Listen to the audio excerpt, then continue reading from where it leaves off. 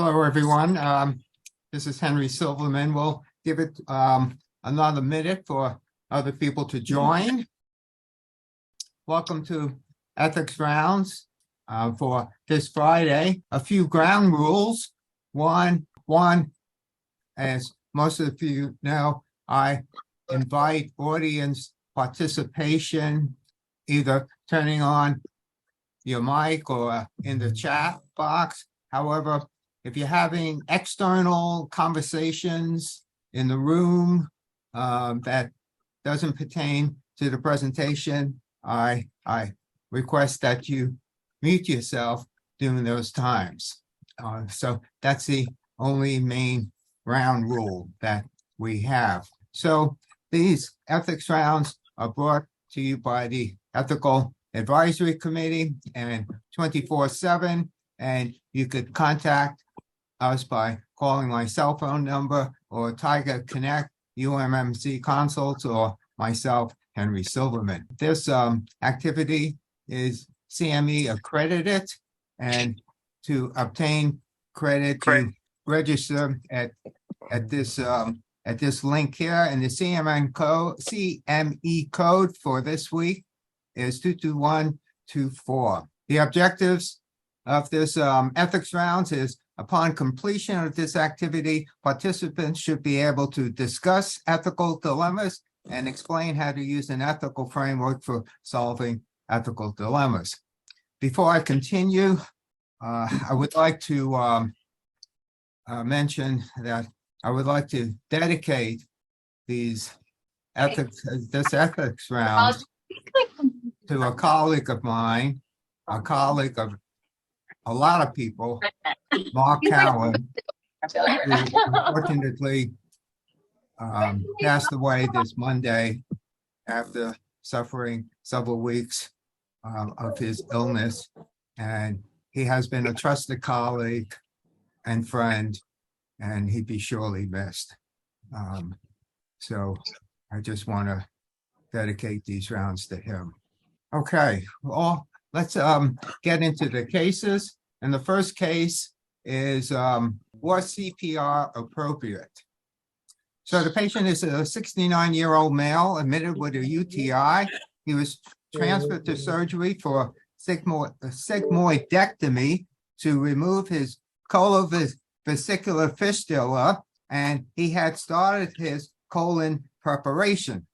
In previous hospitalization, the patient had expressed his preference for DNR, and surgery had plans to discuss with the patient about rescinding the DNR, maybe the DNA as well, for surgery. Family members and friends visited him throughout the day, and shortly after one of his friends visited him and left, the patient was found unresponsive. A code was called, and he underwent one round of chest compressions before return of systemic circulation was achieved. So my question is, was CPR appropriate for this patient? So let's go to the poll. Why didn't you all vote? Was CPR appropriate? Yes, no, not sure. Here, the results we see somewhat evenly split by thirds. 1/3 yes, no, and not sure. So what's the issues here? Why are we so conflicted here? Yes, no, not sure. Any thoughts about that? Anyone would like to? I mean, this patient was DNR, so what accounts for the yes, no? I could understand the not sure. To continue, the tox screen was positive for this patient, and there was the suspicion that the patient might have received opioids from his friend. We spoke with the patient, and we told him that he had CPR, and he said he was fine with it. And when asked why he had desired DNR before, he said he was in a bad situation. However, he desires CPR now. So this brings up the issue of what is actually discussed when we discuss DNR code status with patients, and what should be the extent of such DNR discussions. So that begs the question, why do patients opt for DNR? Is it for all situations, including being hit by a car, or is it only for end-of-life situations? I think the answer is, well, it depends on the context of the DNR discussions. And usually it's in the context of end-of-life situations. So this person was not at the end-of-life situation. He had an opioid, looks like an opioid overdose. So maybe CPR was appropriate if that is the assumption. And hence, this patient also brings up the issue of, well, when he opted for DNR, he was not in a good situation. So I'm not sure in what context the DNR discussion occurred with this patient, but I think that it's difficult to have a code status DNR with stipulations. All right, so the next question I want to ask, what about DNR in the OR? Now, this wasn't an issue with this patient, but this has been a controversial issue. So usually patients with DNR status are asked to rescind their DNR status, which would take effect during the time in the OR, and usually 24 to 48 hours post-op. So I want to ask a question. If a terminally ill patient needs palliative surgery to relieve obstructive bowel and insist on DNR in the OR, should that request be honored? Should the DNR remain during the operation period? So let me see what your thoughts are with yes, no, not sure. A sizable majority said yes, 13% said no, 10% not sure. In my mind, I think the answer is yes. It should be honored. I know surgeons on the call here could speak up. Well, one, it's anesthesiologists will say, well, we give medications for hypertension, so we need to reverse that. But here we're talking about a cardiopulmonary arrest, and I think a patient at the end of their life, they want to check out because they have an end-of-life situation, then that request should be honored, and the anesthesiologist and the surgeon should not feel that they're causal agents in the death of that patient. So this is a very controversial subject, and I'm sure we could have a whole session about the pros and cons of this issue, but I did want to bring that up. Having said that, somebody had, we should respect patients' wishes. Okay, good. But I also think we need to respect the wishes, or if you will, the perspective of the anesthesiologist and the surgeon, who, again, if it's palliative surgery, there's alternatives to palliative surgery. And if the surgeon and the anesthesiologist wish to be able to move the patient through this care setting, they should also be allowed to say, well, I'm not willing to do this palliation palliative surgery in this setting, and they should also be allowed to refuse to do it. Again, patients die intraoperatively regardless of whether there's a DNR or not, is very problematic for surgeons and the operative suite. And I'm saying problematic from regulatory perspective. So I agree that the patient's, if you will, wishes should be met, but so should the surgeons and the anesthesiologists. They should have the right to be able to decline it. The surgeon can decline to do a procedure, and the patient, if they're in a hospital with enough surgeons, can find another surgeon who would agree to do the procedure. Okay, and good point. There's no, also the option on the surgical consent, it's specifically surgical and anesthesia consent. There are 3 options that the patient can check, and one of them does say that the anesthesia provider is not comfortable with that and is not willing to comply, and then they have the option to request a different provider. Other thoughts? What happens if you can't find another provider? Well, Henry Tong, a neurologist, my suggestion was this person seems to be competent before the procedure. The DNR status should have been discussed before with the clause that what if he codes and what kind of resuscitative measures would he want post-surgery.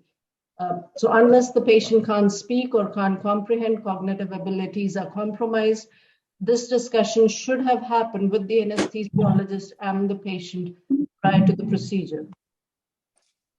Right, yes, for sure. But if there's a standoff, if I could use that phrase, between the patient and the anesthesiologist, well, the first step is find another provider, but the issue is what happens if you cannot find another provider. I agree with the other speaker who said there's an issue. There's for sure a moral issue here. I'm not sure if there's an issue here from a regulatory point of view. Again, controversial issue. I think one of the thoughts on the table is should providers feel like they're the causal agent if a patient arrests in the OR someone who's end of life. The other thing to consider is that studies have shown that patients who are at the end of life and there's an attempt for CPR in the OR, those patients don't do well as opposed to patients who are not at the end of life. Okay, very good. Thank you for your thoughts. So our next case, do the parents have the legal authority to withdraw life-sustaining treatments from their pregnant daughter who is now unconscious from an opioid overdose? The patient is a 26-year-old pregnant woman at 24 weeks, 3 days, who presented with out-of-hospital cardiac arrest ×2 in the setting of an opioid overdose. An MRI showed severe hypoxic injury. The patient has remained unconscious and unresponsive for several days. Her next of kin includes her parents. There is no advance directive, however, that appoints them as an healthcare aide. Early in the hospitalization, the parents request withdrawal of life-sustaining treatments due to an expected poor prognosis and the belief that the withdrawal is what the patient would have decided for herself. So the question now is, should withdrawal of life-sustaining treatments be permitted?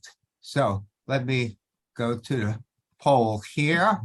Three answers. Yes, no, not sure. Okay. Everyone's voting quickly here. That's great. So 2 more seconds. All right, so There's a 24-week, 3-day fetus that's technically yeah, we have to hurry up. going to become a baby. other thoughts about that? But The obstetricians will be obligated to deliver the baby. And it's not a question of they won't let the baby die if they remove life support for the mom. So the question is, what obligation do you have to the fetus, not what obligation do you have to the mom? And the first step is not to jump to a decision. So the first step is to ask the parents of this woman as to what their thought process is that they would want their grandchild delivered at 24 and 3, as opposed to trying to sustain life for at least a few more weeks and have a baby that will likely not only have a better chance of survival, but since most 24-weekers survive these days, will dramatically decrease the morbidity to this baby. So it seems like a decision that's made without truly informed consent for the grandparents, which is really the ethical issue, is that you need informed consent. okay, good point. Done. Parents have been informed of all the moving parts, and they still request withdrawal. Do we have any idea if the fetus has any brain activity, like how long mom was down for before she was found? Okay, good question. So was in the background of the discussions, and the short answer is we don't know yet the status of the fetus brain, because we're being told by OB that it takes a couple weeks for the MRI to show anything, if it's gonna show anything. So the other moving part here is the fetus considered viable? And I heard one voice to say, well, 24 weeks, 3 days is viable. I think that other people had disagreed with that point of view. So again, a lot of moving parts here. However, the first moving part is addressed by this next slide here. The parents were considered only surrogates. They were not a legally appointed healthcare agent. So is there a moral difference between that? Well, the answer may be yes or no. Is there a legal difference? And the answer is a definite yes.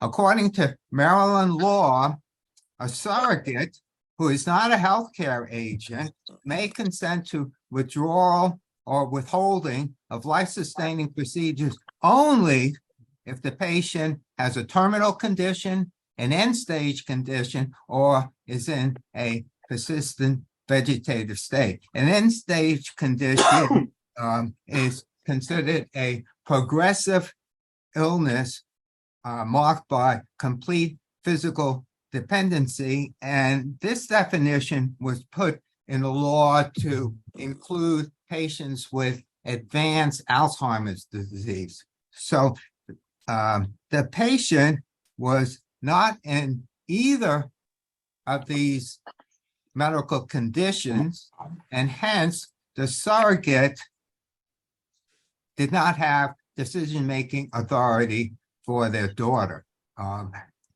As I implied before, if a person is an appointed healthcare agent from an advance directive, there's no restriction on conditions on which a healthcare agent could request withdrawal of life-sustaining procedures. So because of Maryland law, the parents did not have the legal authority to request withholding or withdrawal of life-sustaining procedures, and there was discussion about the parents going to the court to be appointed legal guardian. That's one issue. However, the other issue that has been mentioned somewhat previously, do the parents have the authority to decide on pregnancy termination? And it was this was brought up in the sense that withdrawal of life-sustaining treatments would lead to obviously pregnancy termination if the patient dies. So again, does it depends on only before viability, after viability, or does not make a difference? And there's a lot of moving parts here, but let's see what you think about this question here. Dr. Okay, Silverman, presumably we're answering these questions within the context of the state of Maryland and not other states, correct? that's correct. Right, yes. This is only about Maryland. I don't have time for the other 49 states. Okay, so only before viability, after viability, no takers, and does not make a difference, 50%. These are interesting answers. I wish anyone would like to comment on that. Henry, this Yes. is Lawrence. I would like to say that the preborn child is also our patient, and that cannot be, ignored. This is a person with a potential for a full, healthy life, or at least we certainly don't know anything to the contrary. And, if we don't have a presumption in favor of life, why are we in medicine? Okay, good point. This is, I always tell people maternal fetal conflicts are one of the most difficult issues to analyze and contend with. Good point. Be that as it may, we see that viability among 50% of the people voting thought that was one determining factor, and 50% says does not make a difference. Well, let's explore this issue even further. So now, Maryland law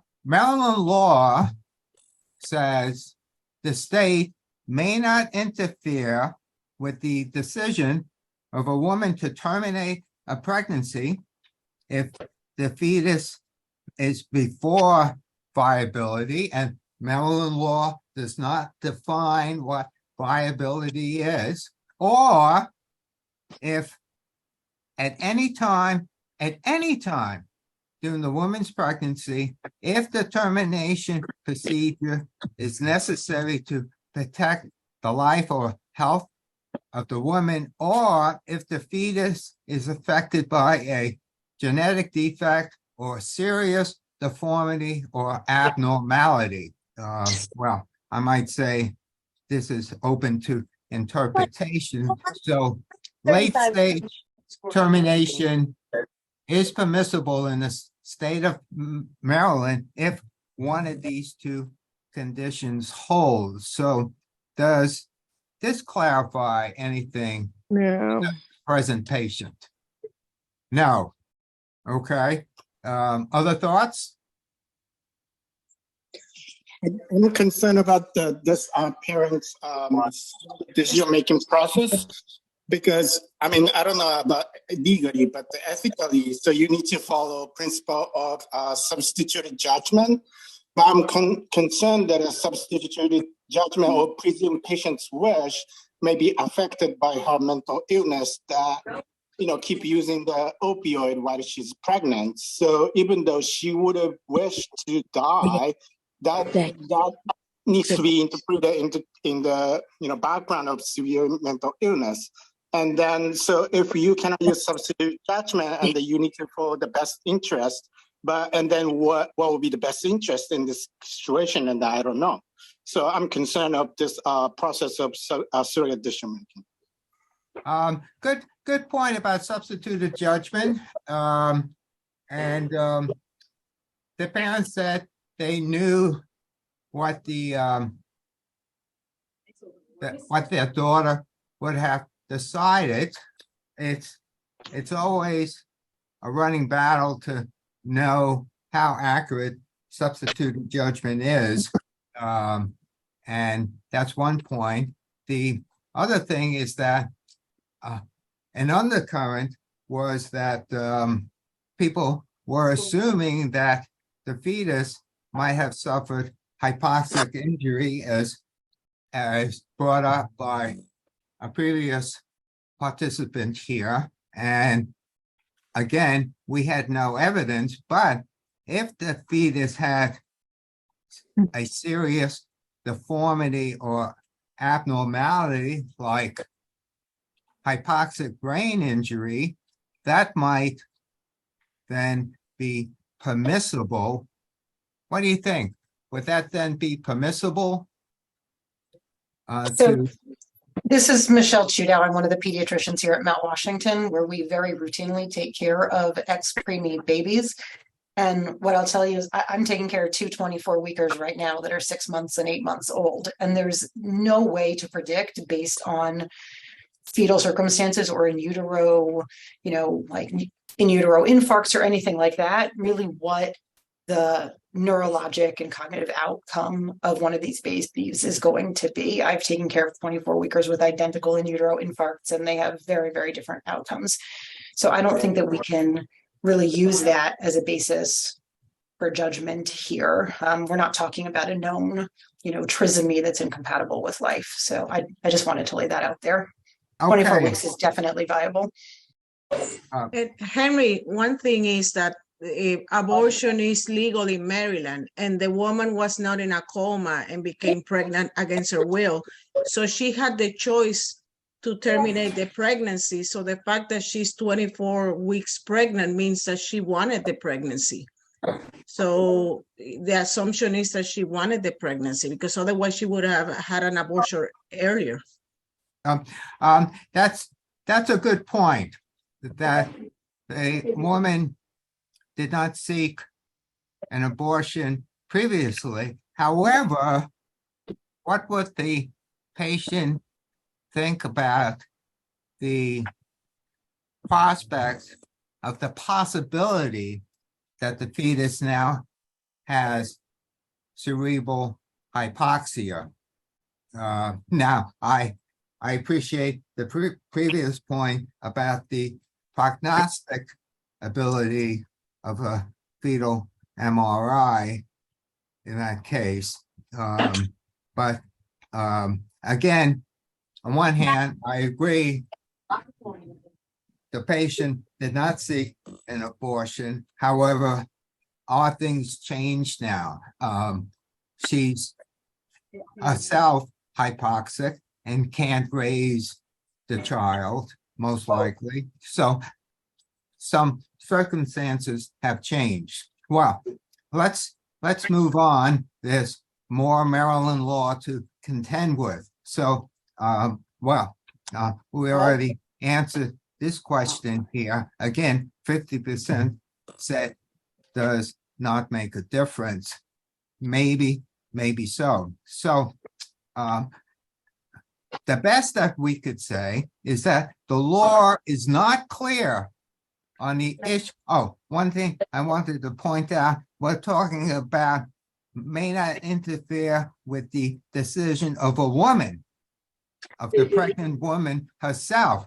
The law is not clear on the issue of decision-making authority of surrogates regarding pregnancy termination of a woman who lacks decision-making capacity. So the question is, now, if the patients had been appointed healthcare agents, would life-sustaining treatment be permitted, as such an act would lead to the demise of a viable fetus? And I think we had discussed this issue before about if we have a viable fetus is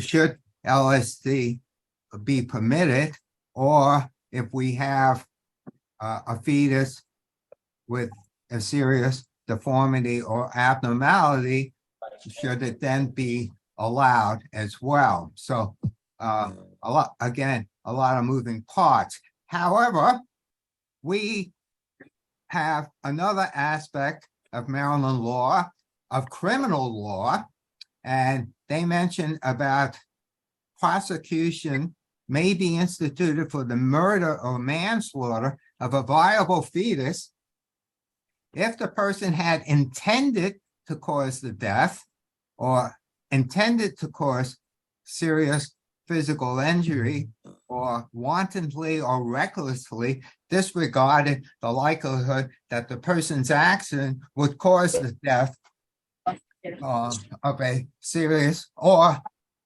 serious physical injury to the viable fetus. And now it says nothing in this section infringes on a woman's right to terminate a pregnancy, as previously mentioned in the previous slides. And it says nothing in this section subjects a physician or a licensed medical professional to liability for fetal death that occurs in the course of administering lawful medical care. Question: if the parents had been appointed healthcare agents, would allowing withdrawal of life-sustaining treatments at their request be considered lawful medical care? I think the answer is yes or no. Yes, in a normal, in the usual circumstances, but again, we have a fetus to consider as well. So, again, the best that we could say is that the Maryland law is unclear, and the parents decided to pursue court-appointed guardianship. Now, a few days prior to guardianship hearing, a fetal MRI showed subacute severe cerebral hypoxia compatible with the mother's history of cardiac arrest.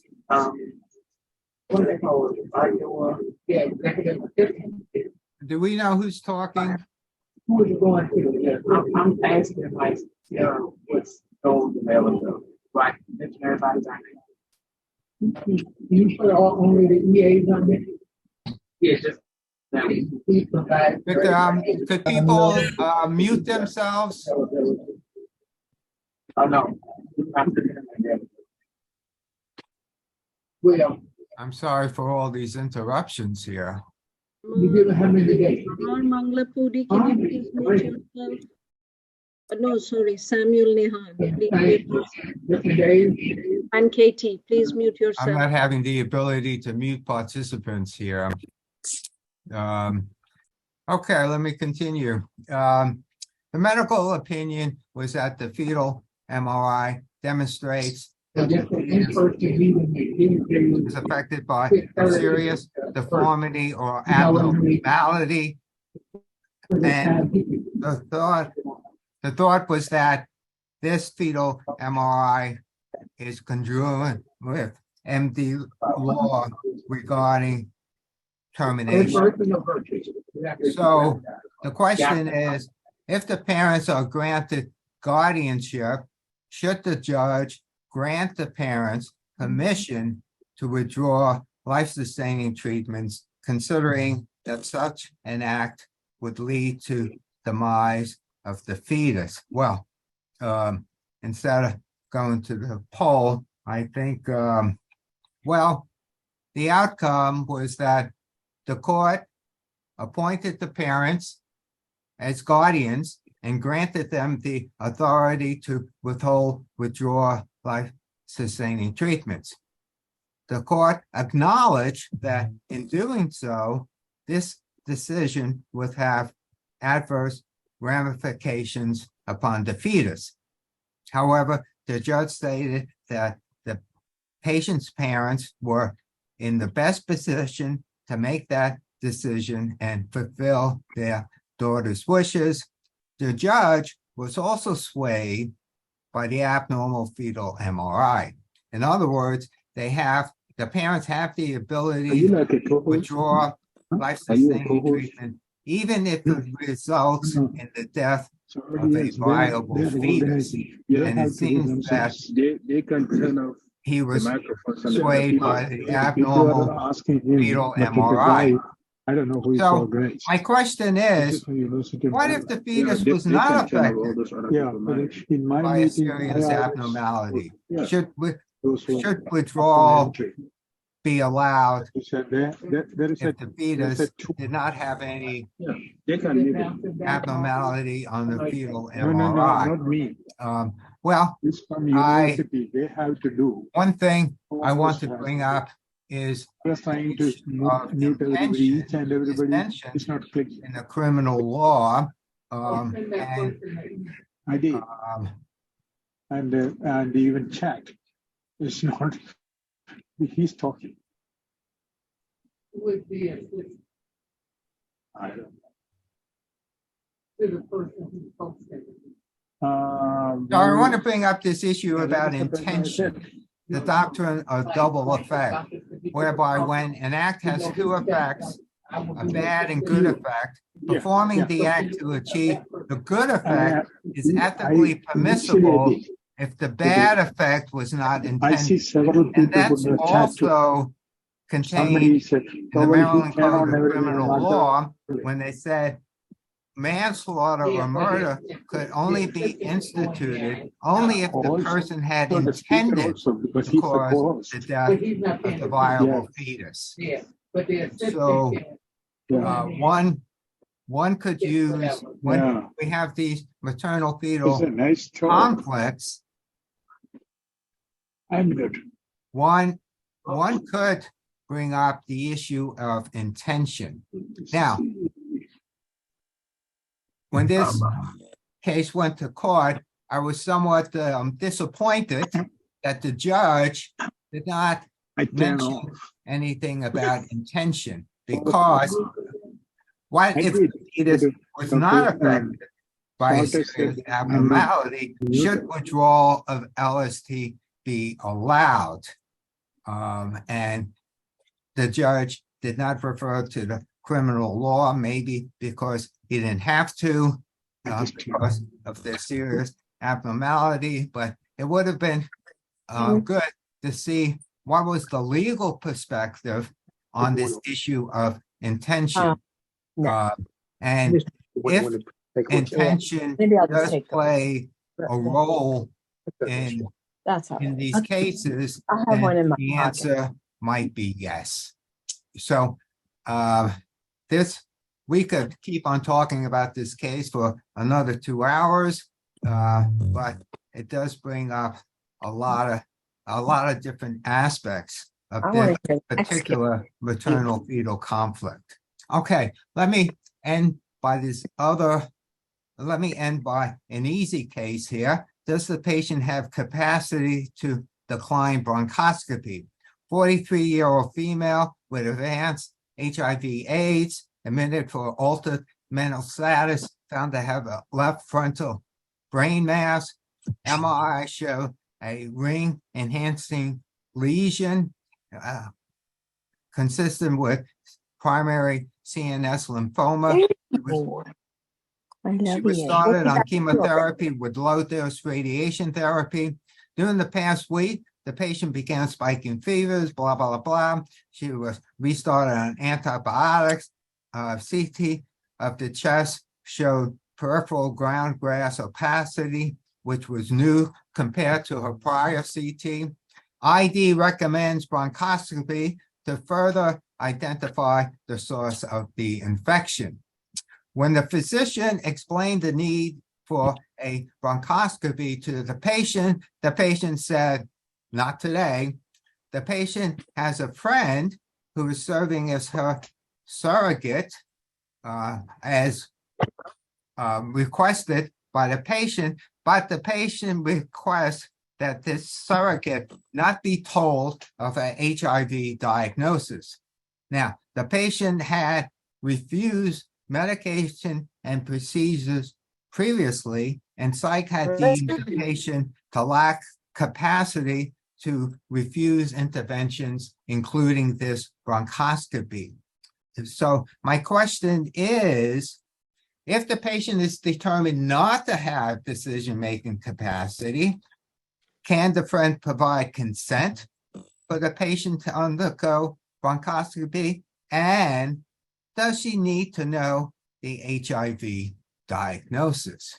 What are your thoughts about that?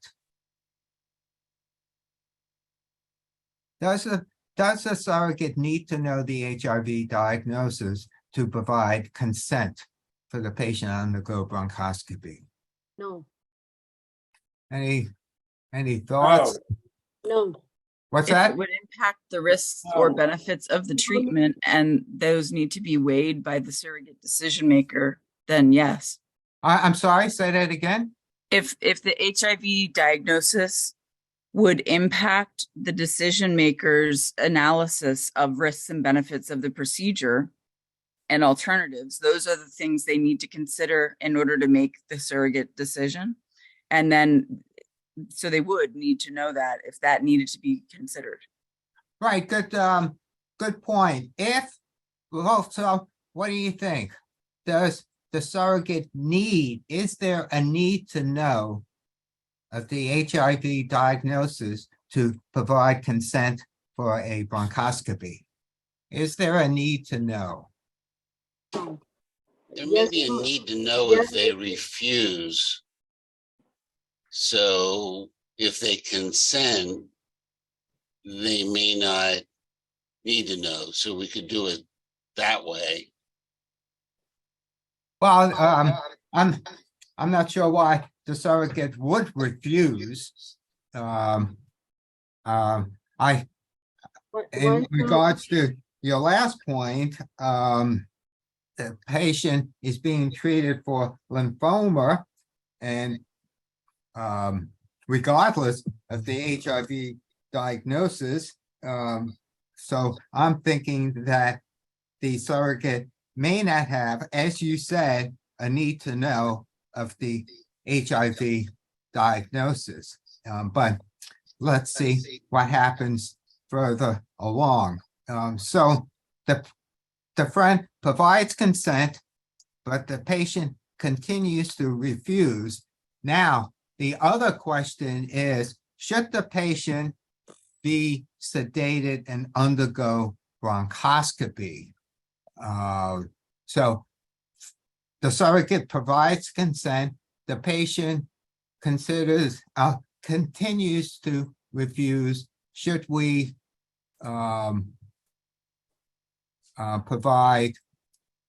should we sedate the patient? So what do you think? Why don't we vote? Okay, so majority said yes, and a split no and not sure. So well, my question is, how much I guess one concern, well, why do some people say no? What's the concern? Well, I think the issue is maybe in terms of what would be the negative ramifications of sedating the patient? What level of sedation are we talking about? Conscious sedation that needs to be formed by an anesthesiologist. So in my mind, the ethical situation warrants the balancing of the need for a bronchoscopy to treat the patient versus the side effects of the measures that might be used to perform the bronchoscopy. And so decision was made to hold off on the bronchoscopy and see how the patient would do in the next few days. with the empiric antibiotics. So essentially, as the need increases for the need to know continued fevers despite antibiotics, the greater is the justification for using aggressive forceful measures to perform the bronchoscopy. At that point, we felt that the need to do the bronchoscopy did not rise to that level. Well, what happened was that evening, patient developed septic shock, transferred to the MICU. 2 days later, she improved, transferred to the IMC. Now the patient agrees with the bronchoscopy, and which she got, and then was not helpful. But one final point, I think we have 3 more minutes. Now, oncology determined that the therapeutic regimen failed to have any effect on the patient's lymphoma. Hospice is recommended and the patient accepts. However, the patient is going in and out of confusion, and the hospice representative visited the patient and felt the patient was too confused to make a decision to sign into hospice. And also, the patient had decided a few days previously not to have her friend make decisions for her. So where are we now? The patient is accepting hospice. A hospice representative performs a capacity evaluation and says the patient cannot sign herself in. So we're left with 2 choices here. 1, get a guardian. 2, insist that the patient does have capacity to accept hospice. So what to do? So the eventual outcome of this was that it was eventually decided that the patient had decision-making capacity to accept hospice. And if you look at the sliding scale of competency, of capacity determination, and I'll leave you with this one last thought. The assessment of our certainty of a patient's decision-making capacity is inversely proportional to the effect on welfare, meaning that as the decision on patient welfare would have negative ramifications, then we want to be more certain of a patient's decision-making capacity. But if the effect on patient welfare is positive, like going to hospice, then our assessment, then our degree of certainty that we need to know is not that high. And that's why one could decide that the patient had decision-making capacity to accept hospice. And so I had another case, but time is up. I want to thank you all for your thoughts. And I'm going to look at the chat box and share some follow-up thoughts as well. This presentation has been recorded, and I'll share with everyone who has registered. So thank you again very much for your thoughts, and have a good weekend. Thank you very much. Okay.